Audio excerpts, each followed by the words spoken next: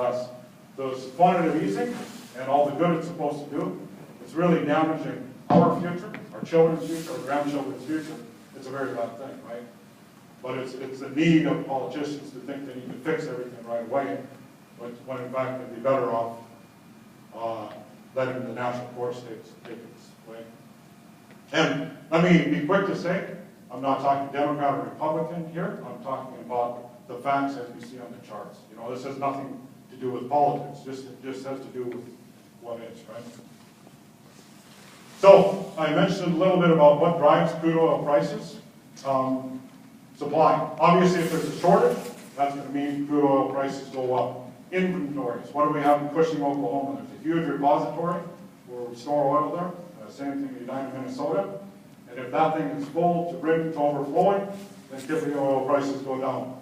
Risk, real or not. Today, we have North Korea sending missiles over to Japan's way. We have Iran threatening, or Israel threatening to bomb Iran. We have Iran threatening once again to shut off the Gulf of Hormuz.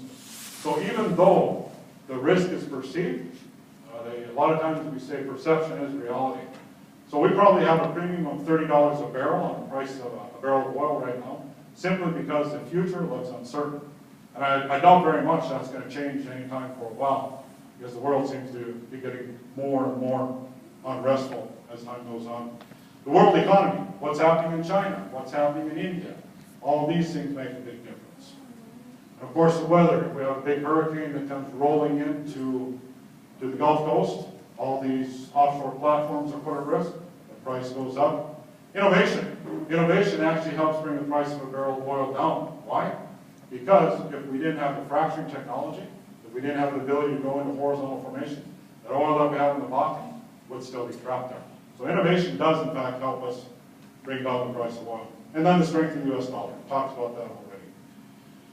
So North Dakota crude oil production is right here. This is January 05 to May 2012. This is all the traditional North Dakota oil production right here. As I said, it's about 100,000 barrels a day. You can see what the Bakken took off right here. So here's the Bakken, and it is going like crazy. It continues to go today. I'd be very surprised if we're not at or over 700,000 barrels a day right now in the Bakken. This is from August. So being in October, I'm willing to bet we're about 700,000 barrels a day. So what we have here is production jobs, which is in the green, the gathering jobs, which is in the white here, the light blue is the fracking jobs, and then the drilling jobs. So you have a heavy element of drilling jobs. As we drill out this field, there will be lots and lots of drilling rigs, drillers, floor hands working in this part of the business. As time goes on, that component of the overall mix will reduce, but the production jobs are the ones that are here to stay for the long term. So we'll have production jobs for a long, long time, again, up to 2050, and at a rate of about 50,000 people, 50,000 jobs, right? So this will go on for a long time. So all of you have heard, I'm sure, a lot of the controversy that goes on about fracking, what in fact it means, how it impacts us. What are the real risks that we face? There's a movie that's been made called Gasland, the Jews' global water crisis. I'm sure you all heard about the tremendous amount of water that is consumed when we frack a well. All these things need and bear consideration. At the very same time, we have people who continually need to get to work. In other words, it isn't something we can simply ignore and say, shut down fracking. We're not going to do it anymore because we need this energy. Our economy and our livelihoods depend on a cheap and accessible type of energy which allows us to mobilize. So this one's talking about the controversy and a little bit about the industry challenges that we face. So here's a well that's south of Tioga. You can see the Garrison Reservoir behind here, and this is a typical fracking job. So these are all the trucks that are needed. Each of these trucks, well, I shouldn't say each of them, but you may have 10 trucks out there all pumping away, and you need that much horsepower because you need not only horsepower to build pressure, but you need volume. Once you break that formation down, you need a sustainable volume that carries all that fluid and the proppant up into the formation. So we can be pumping at 40, 50 barrels a minute, which is tremendous, especially when you're standing beside it at 6,000 to 9,000 psi. The entire ground shakes, smoke is billowing, and I tell you what, you feel like you're in, well, I don't know if I should say it, but it's quite an impressive sight. So you can see right here, every single Bakken well needs to be hydraulically fractured. Every well is 2 to 3 million gallons of water. and every well uses 2 to 3 million pounds of sand. Too many units to talk about. So a cost of $2.4 million just to do one frac. So we're doing 2,000 wells per year. We're going to be doing this for 15 to 25 years, and we need 20 to 30 million gallons of water per day just to do the fracturing. Again, tremendous water needs, right? We need to look at ways in which we can first recoup the water that comes back as we pull these wells back, and then at the same time recondition it so it can be reused again. And that is something the industry is working at very hard. The problem is that it comes back with chemicals, it comes back full of different pollutants that need to be filtered, cleaned, so we can reuse it again. So, to allay the fears that we have about oil getting into our groundwater, this is a typical stratigraphy, let's say, of a well. The groundwater is up here, very close to sea level in this case, probably a couple 200 to 300 miles or feet underneath. Then we have the Bakken Three Forks, which is 10,000 feet in the ground.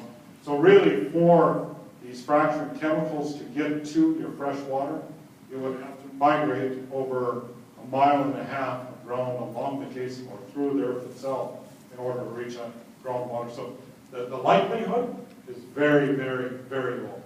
Very low. Now, I'm not saying it's impossible, but I don't know if we've had any cases. We've had cases in Colorado, cases in the Northeast, so it is possible, but highly unlikely. We do everything we can to avoid that. So, looking here at the North Dakota monthly gas flare, I came into North Dakota in December last year, and I came in about 3 in the morning driving from Colorado. And I remember driving in through Williston, and it felt like I was coming through Kuwait again. I tell you what, every horizon, everywhere I looked, there was these lights bobbing up and down. And it really had that feel of Kuwait. I don't know if you remember that in '91, where they had all these wells flaring, they looked out at night, the whole nice sky lit up. Well, that's happening here in North Dakota. And that's because we don't have the infrastructure to handle the gas produced. In other words, we don't have pipelines. And without those pipelines being laid and sent to a gas facility, there's nothing to do with it if we want to produce that oil besides burn it off. Something that hurts us all. None of us want to see that gas being burned off. And the government pushes quite hard at ensuring that that gas is captured and utilized in a proper way. At any rate, you can see right here, this is the dollar per MCF. That's 1,000 cubic feet of gas that we pay. And this right here is the percent of wells flared in North Dakota. So you can see for many, many years, we hardly flared anything. But then we started to flare quite a bit more. You'll see at the same time, the price of 1,000 cubic feet of gas went from $12 all the way down to $2. So it is now economically unfeasible to really seek and produce gas and make any money in it. We've been so successful at what we do in fracking these wells, bring on so much more new production, that the price of natural gas has absolutely collapsed to where it's no longer economically feasible to chase that natural gas. So you can see these two converge right here. You've got natural gas prices plummeting, and more gas being flared. As it becomes worth less and less money, we burn more and more gas, which just exacerbates the problem. Right here, we have North Dakota monthly gas sold and price. So this is the North Dakota price, and you see it's even worse here. So this is 1,000 cubic feet of gas sold right here, and the price once again. And so you can see these are widely divergent. Again, gas at $2 a MCF. So that's why we have so much natural gas being burned off. It just doesn't make sense from a dollar perspective to pursue it.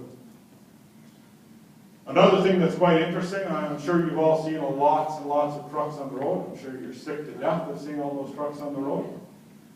They're destroying the roads for us. Well, you can see right here that 95% of the oil production that comes from Williams is truck. So that means a truck has to go to every single well site, pick up that oil, haul it off, so they can put it on a train and ship it out. That's typically what's happening. McKenzie County, 89%. So again, this is a horribly inefficient way to produce oil. But because we're working on this accelerated timeline, we're suffering the consequence of lots and lots of traffic on the road. Montreal's a bit better, 55% here is being trucked by road. Dunn County, 78%.